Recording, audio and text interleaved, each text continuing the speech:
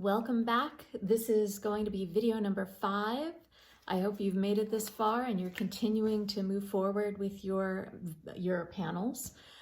Today we're going to be working with the color light sphere. This is the second to last square on your first panel. So I'm getting excited. We almost have a filled panel. So today we're going to be working with the same colors that you used to create your warm to cool shift. In the previous video.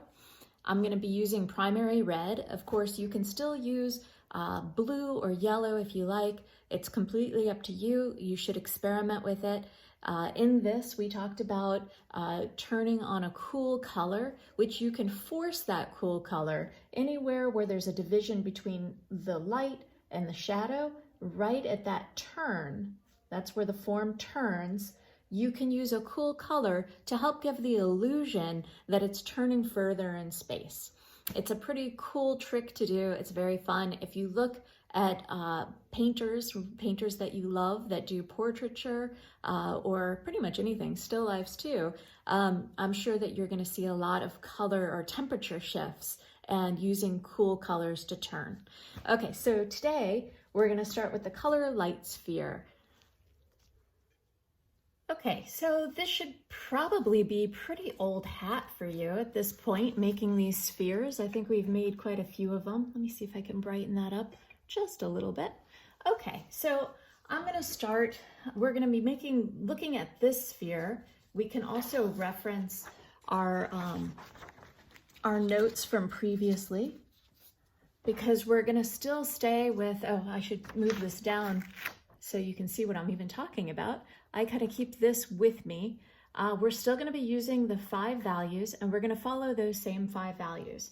Actually, maybe I'll just put this right here where I had it before and just not get it on wet paint.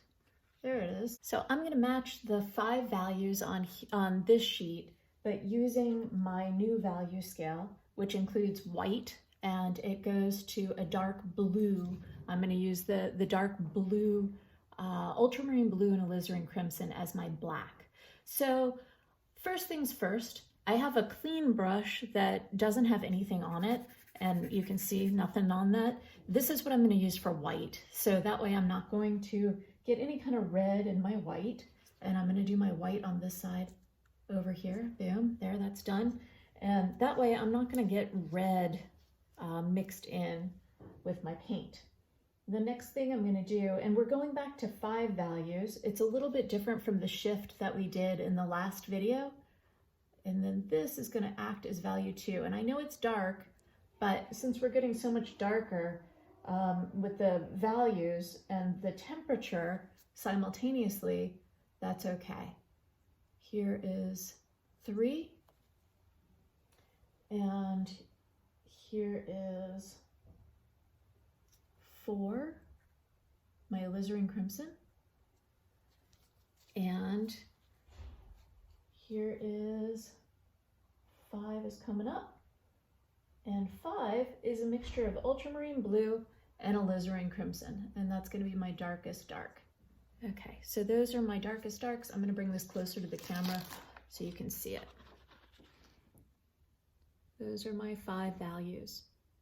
All right, let's get started on this sphere. You already know how to do this, so I'm not going to explain as much. We're going to try and whip this out.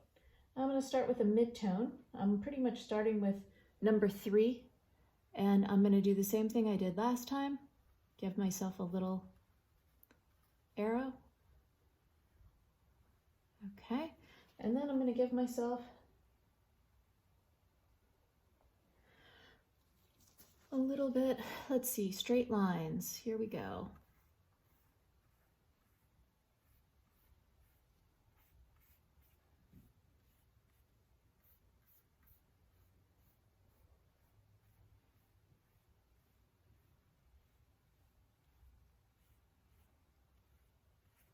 And we're going to try and match the values, definitely matching the shape. Let's see, so I'm going about 50% down. There's my pull, there's my other pull. I'm going to use my line right here just to give me an idea of where the turn is going to happen. So here's my ellipse.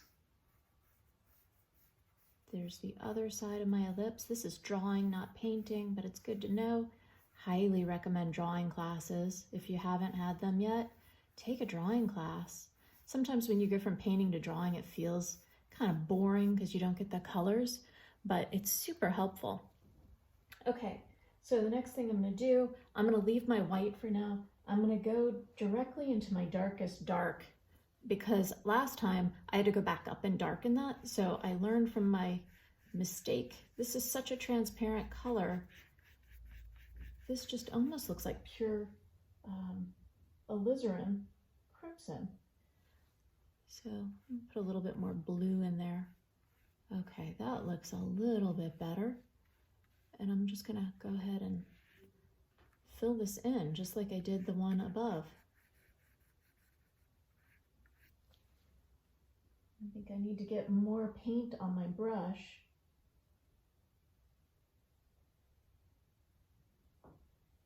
I need to darken this a little bit, putting a little bit more blue in it.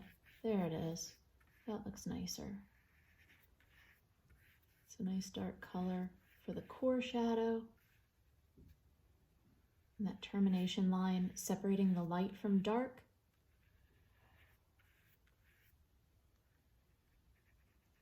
And I'm going to use that edging technique that we learned in the first video.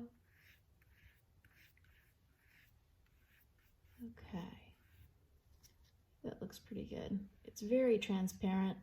Acrylic painters, you can go back in if you want and prime this with white. So you take a little bit of alizarin crimson, mix it into titanium white, paint that on. It'll be very pinky. Let it dry completely. Then paint the color you want on top of it, and you will have a very opaque color. We don't get to do that in oil paint. We can either mix an opaque color with a transparent color, or we can glaze over, or we could just kind of deal with some transparency, which is what I'm going to do. Okay, so now I'm going to go to my, let's see, I'm going to go to my third value, which is the combination of the warm red with alizarin crimson. And I'm going to pull that in here.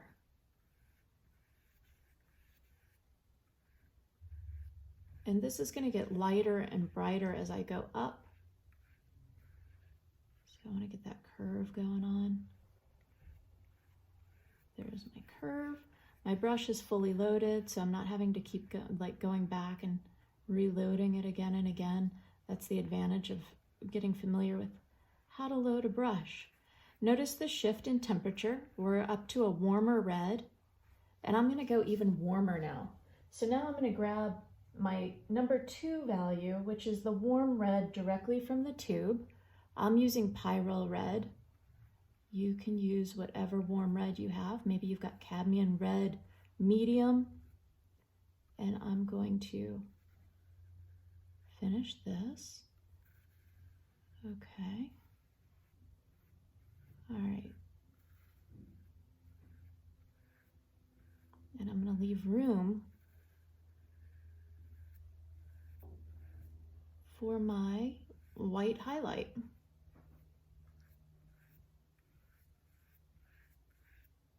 Okay. So there's that. All right. And then I'm going to use my other brush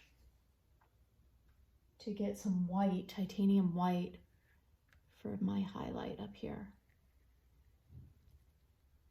I'm just kind of swirling it. And if I want to, I can then go back with my other brush and just kind of blend a little bit.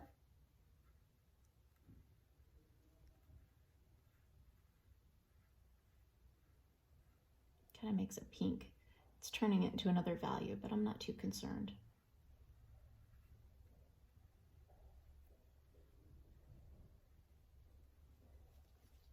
Kind of ugly though, so I am a little bit concerned about that.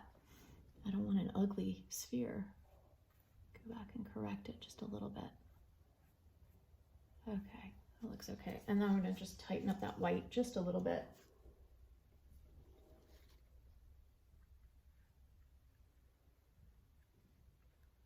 Okay, It's not my favorite, but it's not going in the Met, and hopefully you're getting the point.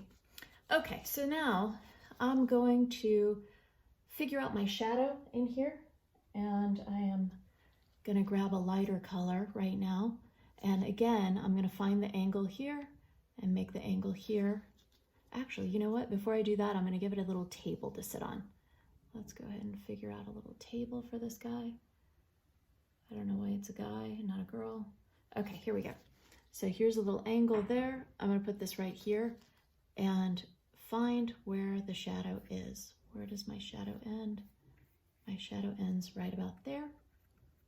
Okay, and then my shadow ends again. Here's the diagonal, and boop, I'm gonna bring it down here, and then the shadow ends right about there. Okay, so now I need to really get my shadow color going on. It's not gonna be my darkest dark. It's gonna be my number 4, which is pretty much my Alizarin Crimson, and I'm gonna bring that in here. By the way, Alizarin Crimson is not only a fugitive color, meaning it fades and changes color over time. It's so pretty. But it also is a really slow drying pigment. So if you use Alizarin Crimson, it's going to take a while to dry. Okay, so I am going to make that a little bit darker because it doesn't really look like a shadow. It looks kind of like a red twig sticking out. Okay, and then I need my occlusion shadow. So remember, the occlusion is what's right underneath the sphere. And that's kind of where no light affects the sphere. Okay, so then next, I think I'm gonna go ahead and figure out the background on this thing, and I'm gonna follow the pattern that I did up here. So this is pretty dark, so I'm gonna go much lighter. I'm gonna go into my bright reds. Why not, right? Let's make this really light. This is a warm shift. So I'm turning this from from cool edge into warm. The shadow is very cool. It has a lot of blue in it. I know this because I mixed blue into it. Okay. And I'm just gonna do this.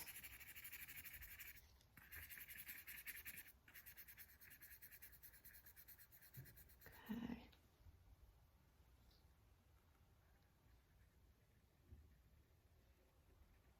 All right, so there's that. And now I'm getting into the light area, so I need to go darker, otherwise this thing is just it's gonna fall into infinity. I need to sharpen that edge a little bit. Okay.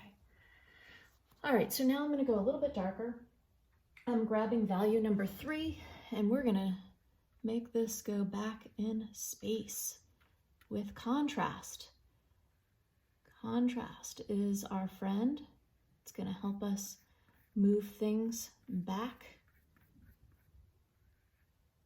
I could probably go even darker than this. It's a really pretty color. It looks like a really awesome lipstick that I would have no reason to wear whatsoever, but it's pretty cool. Okay, I'm going to grab some dark color and really push this thing back. I know I'm going a little rogue in comparison to the one above, but I feel like this sphere deserves it. It needs a little bit more space. Okay, here we go. It's starting to blend a little bit. Sorry about that. I don't want to give you all my bad habits. I'm supposed to be teaching you the good habits. All right, here we go. And I'm doing that edging technique that I showed you in the first video. All right, my sphere is a little wonky. I wouldn't play pool with this thing, but as long as you're getting the idea, I am happy. All right, so let's see what this is looking like right now. Let's blend this a little bit more. Looks a little weird. Okay. And then I'm gonna go light again, just like I did in the top one. Ooh, I don't wanna go transparent. I just wanna go lighter under the table, and I'm gonna fix this shadow. This little thing is That little edge is kind of the bane of my painting existence. Okay, there it is. Figure that out. All right, so now I am going to go light, grab some light red, and pop this in here. And you're gonna see this is gonna come forward in space because it's lighter and brighter, and it's gonna give a little bit more dimension to that sphere where it's sitting. I'm so tempted to go in and just kind of give you a little bit more, kind of give you more of an example of like a turn on a cool color. I know we're gonna get there coming up, but it's so tempting. I'm right here. But before I do, I wanna fix something real quick. This is kind of bothering me right there. It's a little bit annoying. Okay, and I also think this can come down a little bit, although I think it might be too wet now. I'm just gonna blend this up a little bit with some darker colors. There it is. Okay. So there is my red sphere. It's so red. Okay, so I'm just gonna do this because it's here and I shouldn't be doing this yet, but I do want to give you a little example of it. If it goes disastrously wrong, I will fix it. But I'm gonna go ahead and do like a little blue. I've got blue. This is actually, I'll do a little square right here so you can see what I'm doing. It's the same blue that I used in the last demo. So it's really dark blue. It's just very pretty. It's kind of a turquoise blue. And I'm gonna go ahead and just do a little line. And it kind of exemplifies this turn, this cool turn in space. So it goes darker, but it also helps to kind of like push it a little bit further in space. It gives it a little bit of color, and it's just a little optical illusion. Nobody would notice except for you. The viewer would just notice that it's pushed back in space a little bit further, or it's turning in space a little bit further. It makes it a little more realistic. I'm gonna zoom in on this little tiny blue part. It's just kind of a fun little thing. Okay, I'm not even sure if you can tell. It's just down in that little corner. The sphere looks kind of ugly up close, doesn't it? But there it is. See that little blue halo ring? So from a distance, it just makes it look like it's turning a little bit more. I use it in my own paintings as well. I'll show you an example of it. Over here, where the face starts turning down here, this gets a lot cooler than this color up here. The color up here is very warm and orange, but down here it starts getting into kind of purple tones and then has a bounced reflective shadow that's almost blue. So this part here is very cool versus this part being very warm. And I did it again right up there. See that little blue dot right there? So I use it quite a bit in my own work. Even in the neck down here, you can see this is warmer, this is cooler. This purple here is a little bit cooler. I am super excited we got this far on our panel. We've got one square left to do, which is gonna be cubes, and we'll be back for that in probably a few days. All right, thank you so much for joining me.